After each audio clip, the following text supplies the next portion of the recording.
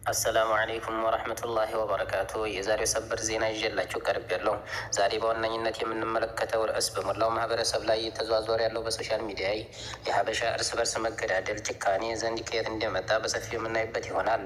በተከበረችውና ቅድስት ሀገር በሆነችው በሳውዲ አረቢያ እንዲሁም በስደት ምድር የሚኖሩ ወገኖቻችን መካከል የሚሰማው የመገዳደልና የጭካኔ ዜና እጅግ አሳሳቢ ደረጃ ላይ ደርሷል።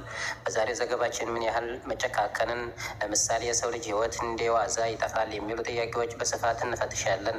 መገዳደል ይቁም፣ ህይወት ውድ ናት በሚል መሪ ቃል ያዘጋጀናቸውን ዝርዝር ዜና አሁን ይዘንላችሁ እንቀርባለን። አብራችሁን ቆዩ።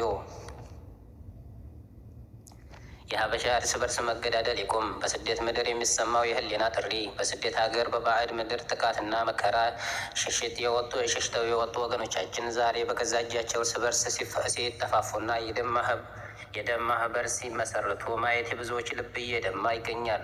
ከቅርቡ ጊዜ ወዲህ በተለያዩ የውጭ ሀገራቶች በኢትዮጵያ የሚኖሩ ኢትዮጵያውያን፣ ኤርትራውያን፣ ሀበሻ ወይም እንደገና ኢትዮጵያ በሚባል ዜጋ በሚጠሩ መካከሎች የሚታዩ አላስፈላጊ ግጭቶች፣ የመገዳደልና የጭካኔ ዜናዎች እጅግ አሳሳቢ ደረጃ ላይ ደርሷል።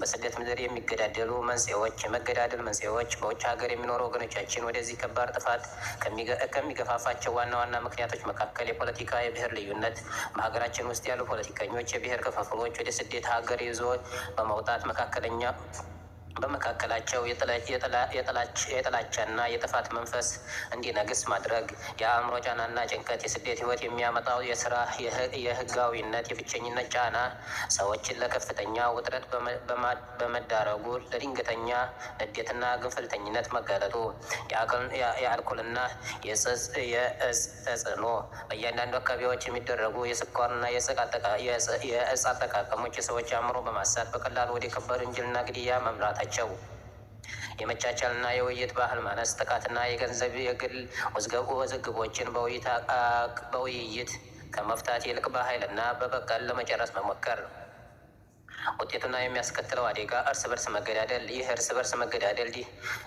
ድርጊት በሰው ህይወት ማጣት ብቻ የሚያቆም አይደለም።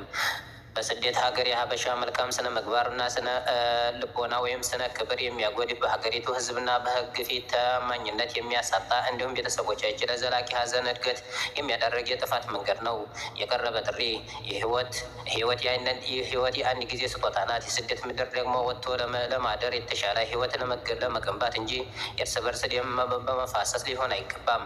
ስለሆነም የሃይማኖት አባቶች፣ የሀገር ሽማግሌዎች፣ የማህበረሰብ መሪዎች ወጣቶች የማስተማር የማረጋጋት ኃላፊነታቸው ሊወጡ ይገባል። እያንዳንዱ ስደተኛ በወንድሙ ላይ እጁን በማንሳት ተቆጥቦ የመቻቻልና የፍቅር መንገድ መከተል አለበት። እርስ በርስ መገዳደል የትኛውም ችግር አይፈታም፣ ይልቁንም ጥፋትን ያፋጠናል። በመሆኑም የሀበሻ እርስ በርስ መገዳደል በአስቸኳይ ይቁም ስንል የህሊና ጥሪያችንን እናስተላልፋለን። ስለተከታተላችሁን እናመሰግናለን።